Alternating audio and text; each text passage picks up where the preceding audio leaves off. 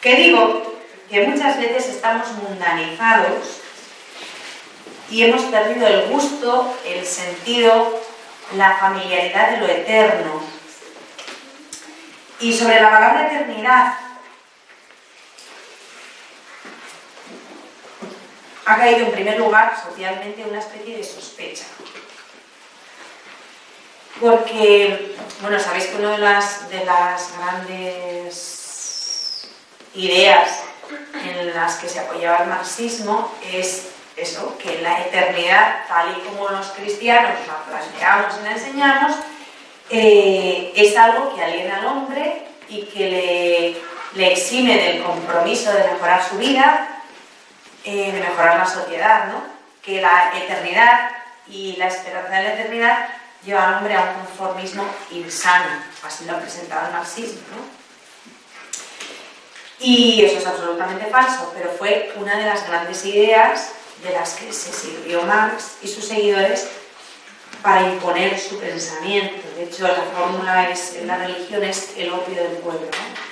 Con la religión se droga a la gente, se les impide pensar, y como ellos van a esperar la eternidad, pues no se empeñan en nada en mejorar el presente. Eso es absolutamente falso, pero bueno, es de lo que ellos se sirvieron, ¿no? Es una especie de, decían ellos, una especie de evasión que tenemos los creyentes para resignarnos al mal presente y no luchar por mejorar. Esto era lo que en el siglo XX utilizaban los marxistas y durante mucho tiempo sirvió. Ahora tampoco sirve. El materialismo y el consumismo han sido todavía más nocivos, ¿no? Han hecho de la sociedad un nido de opulencia y han logrado que parezca extraño, inoportuno, incluso inconveniente, que se hable de eternidad entre personas cultas y que están a la altura de las circunstancias. Una persona culta no habla de la eternidad y menos de la providencia, sino la gente ingenua, la gente sin información, la gente que no sabe qué decir, habla de la eternidad y habla de esta cosa que se llama providencia, ¿no? ¿Quién se atreve en este caso, ya ni os cuento, a hablar, por ejemplo, de los novísimos? O sea, de las cosas últimas, de la muerte. Bueno, la muerte es un tema totalmente tabú en la sociedad actual, ¿no? De hecho, se ha inventado hasta una rama que maquilla a los muertos. Sí, o sea, yo cuando estuve en un tanatorio, la única vez que he estado en la vida, ¿no?, en un tanatorio, me impresionó muchísimo la parafernalia que se monta en torno a la muerte, para que la muerte no parezca lo que de verdad es. Yo me quedé pasmada cuando el cadáver estaba en una salita, en un rincón, que decía, pero ¿dónde está el difunto? Para rezar estas cosas, ¿no?, delante del difunto y tal. Y ponerle unas flores, pero ¿dónde está el muerto? Bueno, pues que aquí era una reunión social estupendísima, en un salón maravilloso, súper lujoso, con un cuarto de baño impresionante, con toallitas, perfumes, jaboncitos, como en el mejor hotel. Y yo decía, ¿pero dónde estamos? ¿En el tanatorio o en el Palace? Que me he perdido. Y cada X tiempo pasaban unas azafatas que había por allí y te dejaban un carrito con hielo, café, té, manzanilla, no sé cuántas tisanas más, leche y unas pastas de té buenísimas que no las comen ni en el mejor bautizo. Entonces yo decía, pero a ver, aquí como venido a acompañar a la familia del difunto y a consolarles y a rezar, o de merendola, porque no lo veía yo muy claro. Total, que ahí estaban las viudas, los hermanos, los parientes, los hijos, todos los que llegábamos, saludábamos, visitábamos, tomábamos el cafetito y el difunto en una salita al lado, y yo dije, se va a levantar y nos va a decir, estoy aquí, porque va a hacer lo que falte. Porque nadie hacía caso del difunto. Y es que no sabías qué hacías allí, porque la sensación que daba no era de un duelo, sino de una tarde de tomar un cafetito y presentarnos nuestros respetos. La muerte es un tabú. Y por supuesto, la eternidad, ayer estaba presente, era todo supermaterial, las pastitas eran materiales. y del momento. O sea, comías una y te tenías que comer otra para seguir saboreando lo siguiente porque no era eterno, ¿no? De la eternidad y, por supuesto, de Dios, ahí no va a nadie. Entonces, eso es nuestra sociedad actual, ¿no? Eso es fruto del secularismo. A mí me llamó poderosamente la atención porque dije, Dios mío, ¿qué se ha hecho de la muerte? De la realidad que es la muerte. Pues es un acto social como otro cualquiera. Y luego te ofrecían la misa con música, la misa sin música, la misa con órgano, sin órgano, con organista, con cantante. Y yo decía, pero bueno, ¿esto qué es? ¿El pack de la hamburguesa con más queso o menos queso? Era igual.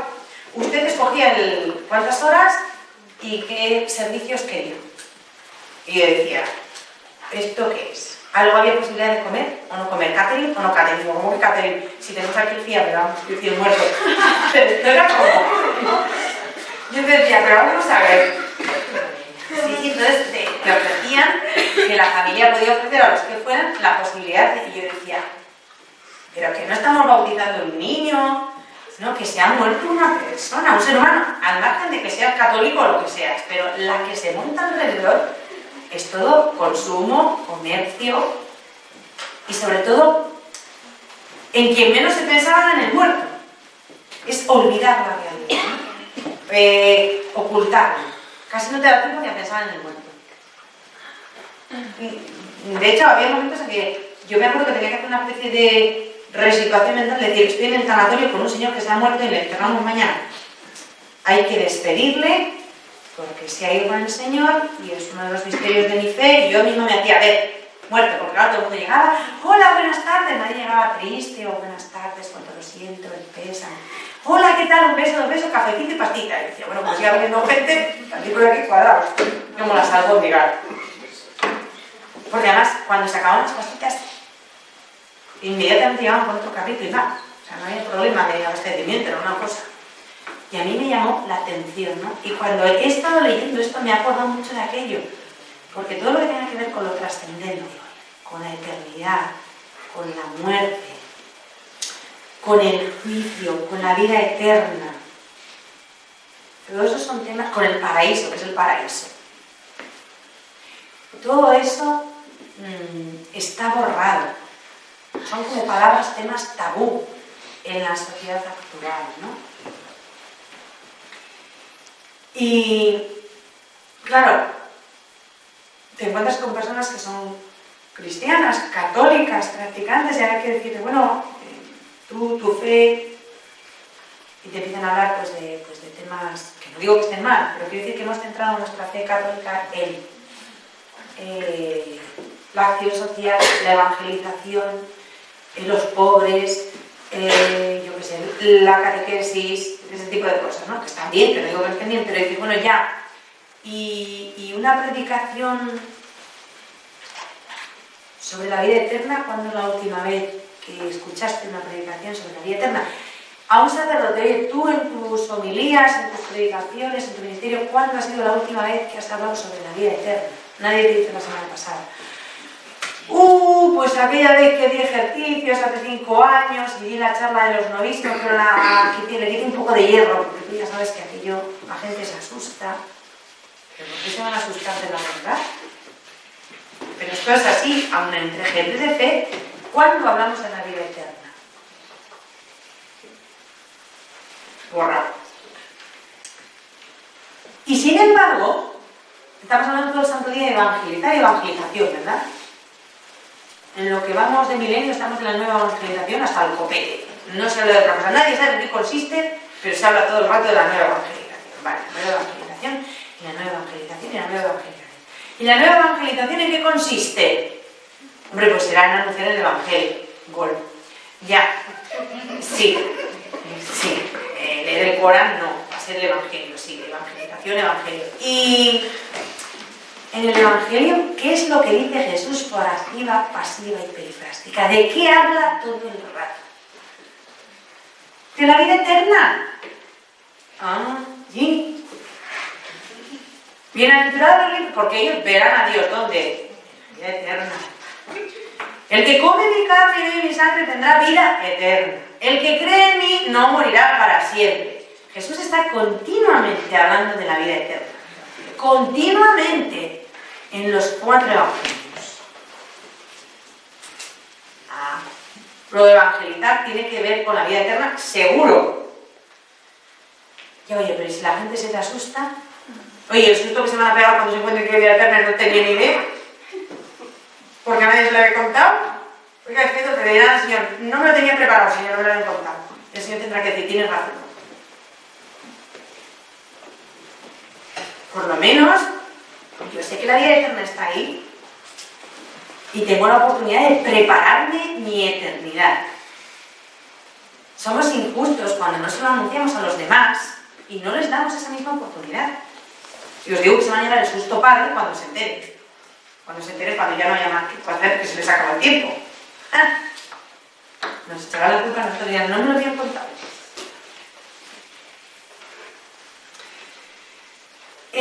¿Cuál es la consecuencia práctica de este ocultamiento de la eternidad? Que ha quedado totalmente tapado y eclipsado, que no se entere nadie. ¿Cuál es la consecuencia práctica? San Pablo nos lo dice muy bien, pues consolador, porque entonces ya pasaba, ¿no? En la primera carta a los Corintios. Los que no creen en la resurrección de la muerte dicen, comamos y bebamos, que mañana moriremos. Y es al pie de la letra lo que está pasando. A ver, si no hay vida eterna ni nada, voy a estar aquí haciendo litio, a pasarme lo mejor que pueda mientras esto dure. Pero eso es de lógica, o sea, cualquiera lo haría, ¿no? Comamos y bebamos, que mañana moriremos.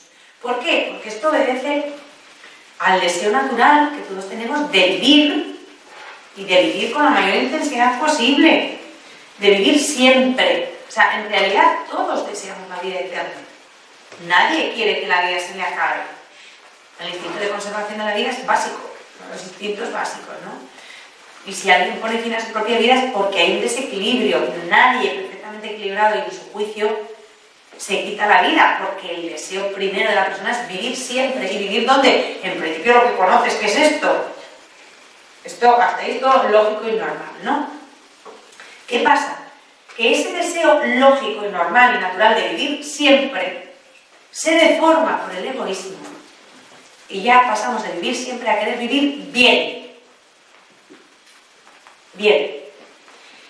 O sea, sin pegar ni clavo, lo más cómodamente posible, lo más placenteramente posible y disfrutando al máximo de la vida, ¿no? O sea, el deseo legítimo y natural de vivir siempre se acaba deformando en eso, ¿no? Y la calidad se cambia por la cantidad. La profundidad de las vivencias por la velocidad. Y como la vida se acaba, en el concepto de estas personas, la motivación más fuerte para tener un orden moral se pierde.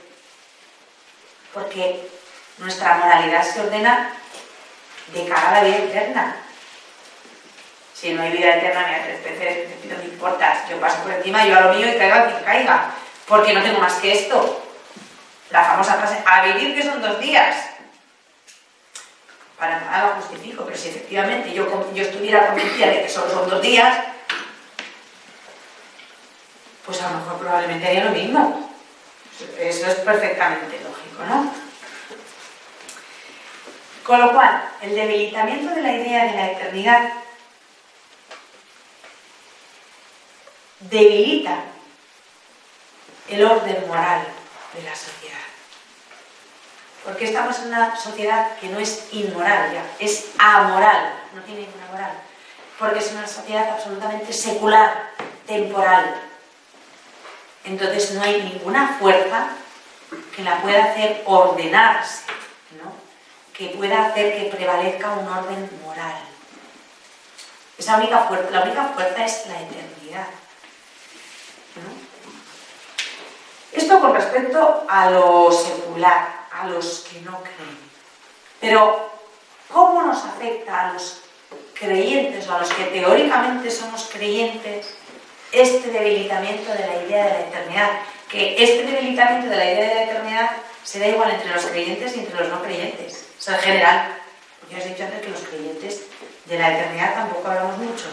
Es un tema que no tiene buena prensa, que no suena bien. Y también nos afecta. ¿De qué manera afecta a los creyentes? Evidentemente a los creyentes no les pasa lo que dice el apóstol: comamos y bebamos y mañana moriremos. ¿Por qué? Porque es algo demasiado impactante, es algo demasiado burdo. La forma en que ataca la crisis de eternidad, el concepto de eternidad a los creyentes, es diferente. ¿Qué nos pasa a los creyentes cuando nos olvidamos de la eternidad? Que perdemos la capacidad de amar la cruz y de asumir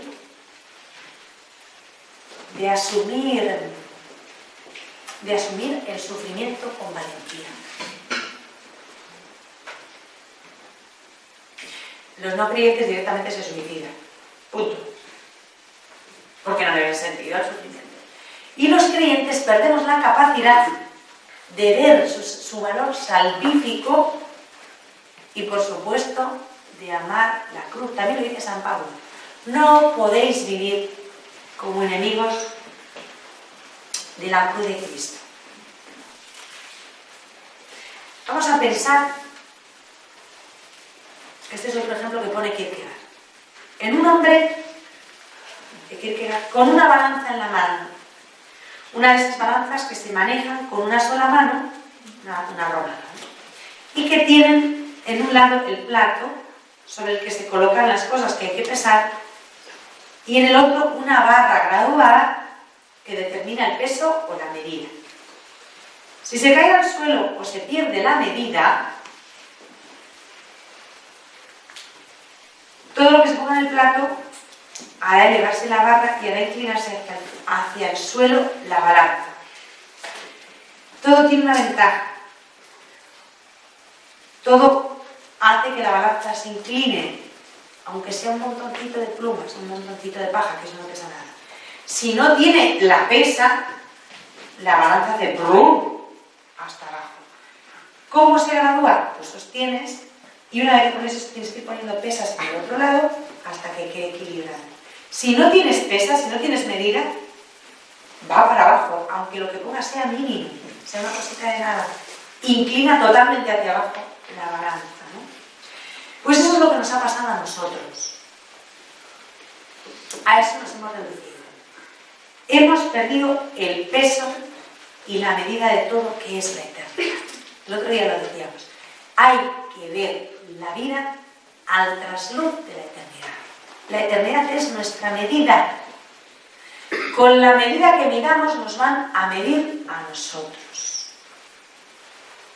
La eternidad tiene que ser nuestra medida. Y si perdemos esa medida, y esto nos pasa, las cosas, las circunstancias, yo qué sé, lo que rodee nuestra vida, los sufrimientos que nos salgan al paso en la vida, hacen que rápidamente nuestra alma caiga al suelo como el platillo de la balanza. Sin la medida de la eternidad que da un contrapeso, nos estrellamos contra el suelo. Porque es que la relación tampoco tiene sentido sin la perspectiva de la eternidad, ¿no? Sin la perspectiva de la eternidad, todo resulta un lastre, todo resulta pesado, todo es excesivo, todo nos cansa. Jesús dice en el Evangelio, esto lo dice Jesús, también dicen, es muy duro, ¿no? Es una de las enseñanzas más prácticas del Evangelio, a mi juicio. Si tu mano o tu pie son para ti ocasión de pecado, córtatelos y tíralos lejos de ti. Qué bruto el Señor, ¿eh? Qué bruto. Más te vale entrar en la vida manco o cojo que con las dos manos o los dos pies ser arrojado al fuego eterno. Y si tu ojo es para ti ocasión de pecado, sácatelo y tíralo lejos de ti. Es mejor entrar con un solo ojo en la vida que con dos ojos ser arrojado al fuego. Mateo 18, 8, 9. ¿Cómo se puede ser tan bruto? ¿Cómo se puede ser tan extremoso? Oye, es palabra del Señor. No es un cura ultra el que nos está alargando un rollo, es palabra del Señor. Pues tendría mal día el Señor ese día cuando dijo esto. No deja de ser extremista, hay que ser moderado. ¿Qué había desayunado ese día? Pues que estaban ayunas. Aquí vemos cómo Jesús nos enseña a vivir nuestra vida y nuestros actos con la medida de la eternidad. Y que cuando la medida de la eternidad está presente y operante en la vida de una persona, se es capaz de sobrellevar todo. Y sin esa medida, cuando se pierde la perspectiva de la eternidad, la cruz y todo lo que significa la cruz se vuelve enemiga. Y ya lo dice San Pablo, no podemos vivir como enemigos de la cruz de Cristo. ¿Cuándo empieza uno a vivir como enemigo de la cruz de Cristo? Cuando pierde la perspectiva de la eternidad. Porque el sufrimiento de ahora es sufrimiento, y yo no lo niego. No dejo de decir que es sufrimiento, pero ese sufrimiento en la perspectiva de la eternidad tiene un sentido y un valor. En este mundo es un mal rollo que te toca tragarte. Fríamente. Es un sufrimiento absurdo, inútil, espantoso, como lo queráis calificar, que no tiene ningún sentido. Efectivamente. En la perspectiva de esta vida, pues es todo esto que os acabo de decir. Pero, si yo tengo una medida de la eternidad, ese sufrimiento que ahora mismo es tremendo, cruel, espantoso y todo lo que queráis decir, sé que tiene un valor, una proyección y un sentido que si no lo capto ahora, lo captaré después. Todos los porqués y todas las dudas que tenemos en esta vida, que no hay quien entienda, que hay gente que dice, es que no lo entiendo, es que yo tampoco. Pero me fío de Dios. Y sé que llegará un día en que podré comprender todo eso que ahora no puedo comprender. ¿Cómo adquiero la capacidad de aceptar y de darle sentido? Con la perspectiva de la eternidad. Si no, es imposible. Humanamente hay cosas que no se entienden. Y yo tampoco las entiendo. Cada vez la gente me pide una explicación y digo, es que no lo sé. Es que yo, ¿por qué pasa esto? No lo sé. ¿Por qué Dios permite esto? No lo sé. Porque me duele, a mí también, pero sé, porque me fío de él, que tiene un sentido. Santa Teresita dice, no olvidéis que es doctora de la Iglesia, que Dios permite el sufrimiento como a su pesar. Que Dios lo ha querido, mentira, Dios no lo quiere. Dios lo permite. Le dice ella que lo permite como a su pesar, porque Dios nos ve ya en la eternidad.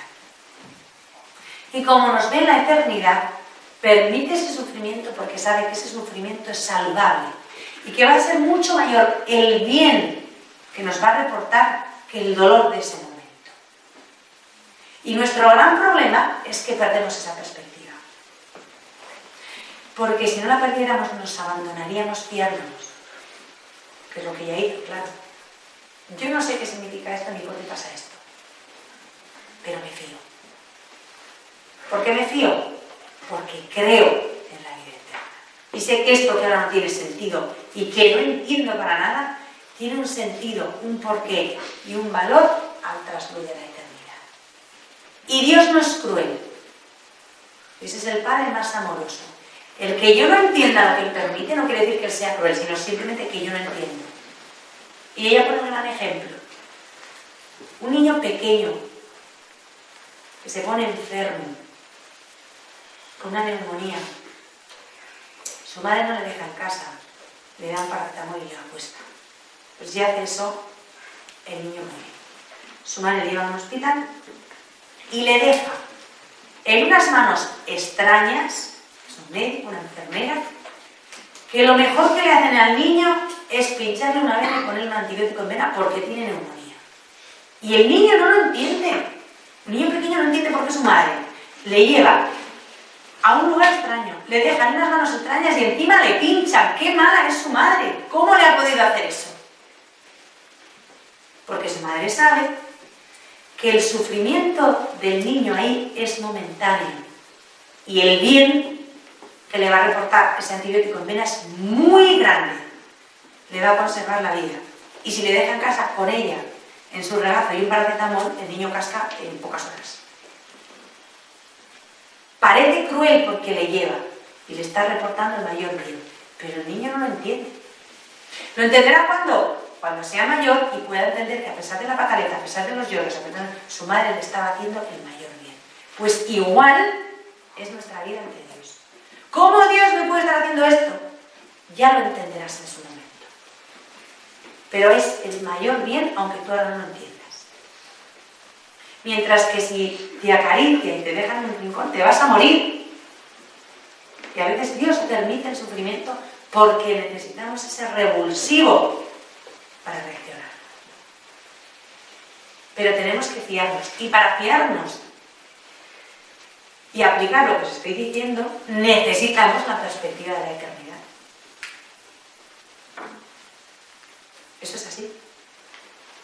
Si no, no entenderíamos nunca. Y no entendemos, pero yo me fío. Sé que esto es para mi mayor bien. Y sé que esta cruz, este sufrimiento de ahora es un bien mayor para mí que si todo me fuera estupendamente. Que me duele, por supuesto me duele. Que no lo entiendo, por supuesto que no lo entiendo. Pero me fío.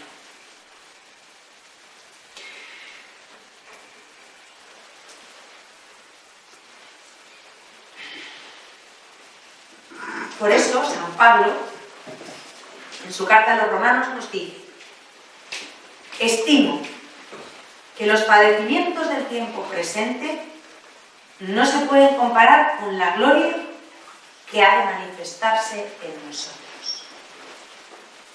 Que todo lo de ahora es nada frente a lo que vamos a tener.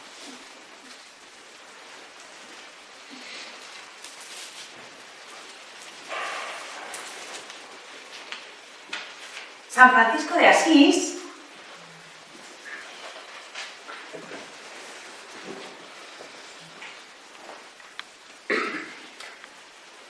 dice: hijos míos, esto lo dice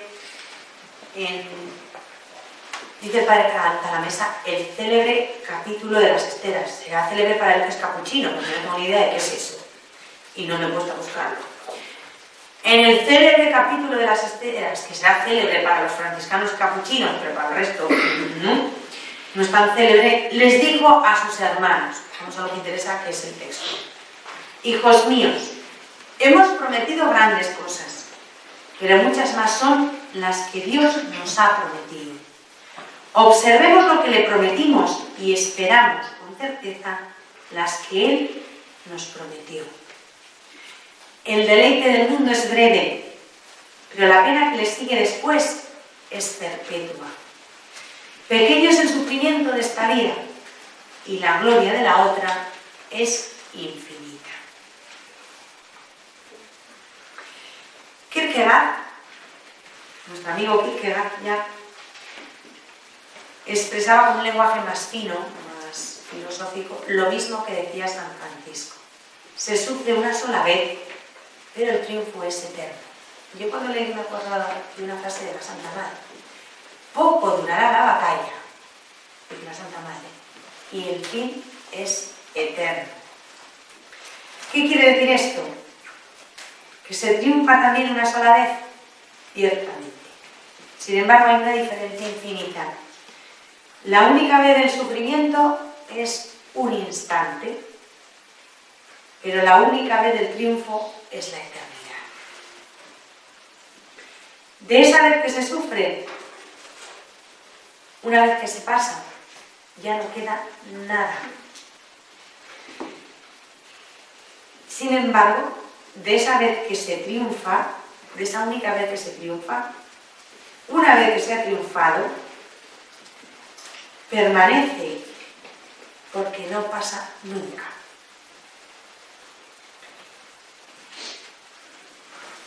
La única vez del triunfo es un triunfo que dura eternamente.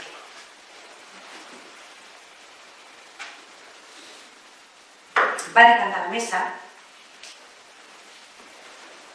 dice que la humanidad es una especie de masa, dice él, heterogénea y ocupada. Hay quien ríe, hay quien llora, hay quien va, quien viene, quien está aparte y sin consuelo.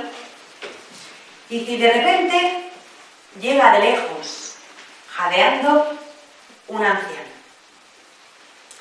Y dice al oído del primero que se encuentra en esa masa homogénea una palabra.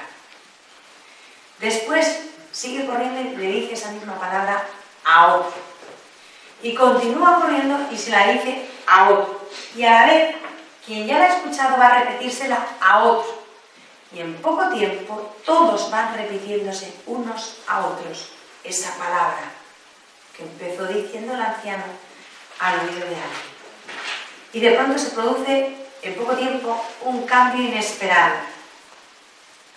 El que estaba por el suelo desconsolado se levanta y va corriendo a decírselo a los de su casa. El que corría se detiene y vuelve sobre sus pasos. Algunos que estaban riñendo, disputando, mostrando amenazadoramente su puño al otro, se echan los brazos al cuello y se abrazan llorando. ¿Cuál ha sido la palabra que ha provocado este cambio? Eternidad. La humanidad entera es esta muchedumbre, dice el padre Cantalamessa, y la palabra que debe discurrir en medio de ella como una antorcha ardiente, como una señal luminosa que los centinelas se transmitían en otro tiempo de una torre a otra, es precisamente esta palabra: eternidad, eternidad. La Iglesia tiene que ser ese mensajero anciano que corre y jadeante va diciendo esa palabra al oído de cada hombre. Debe hacer sonar la palabra eternidad en los oídos de la gente y proclamarla desde los tejados de la ciudad.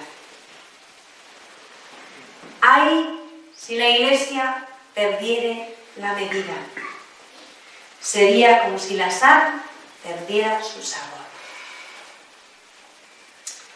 Si esto sucede, ¿quién preservará entonces la vida de la corrupción y de la vanidad? ¿Quién tendría la valentía de repetir todavía a los hombres de hoy aquel verso lleno de sabiduría cristiana? Todo, excepto lo eterno, en el mundo es vano. Los filósofos, los poetas, todos pueden hablar de eternidad y de infinito. Pero solo la Iglesia, como depositaria del misterio del hombre, puede hacer de esta palabra algo más que un sentimiento de nostalgia, porque ese peligro también existe, ¿no? Que se arrastre la eternidad hacia el tiempo como un espectáculo para la fantasía o un motivo para hacer versos o para hacer canciones bonitas. Así interpretada, dice Kierkegaard, produce un efecto mágico.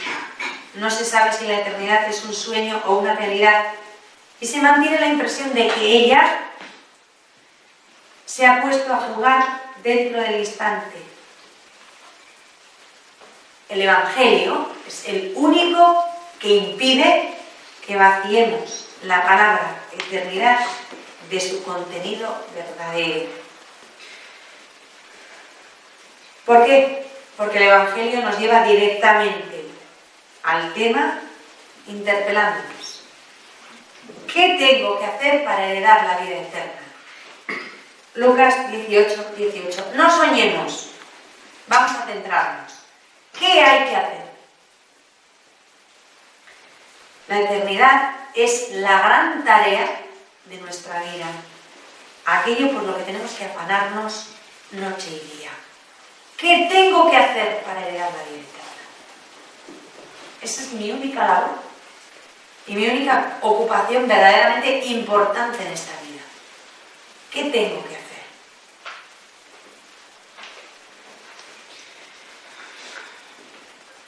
Y paramos porque queda mogollón. Yo creí que íbamos a parar y se nos queda muy lenta.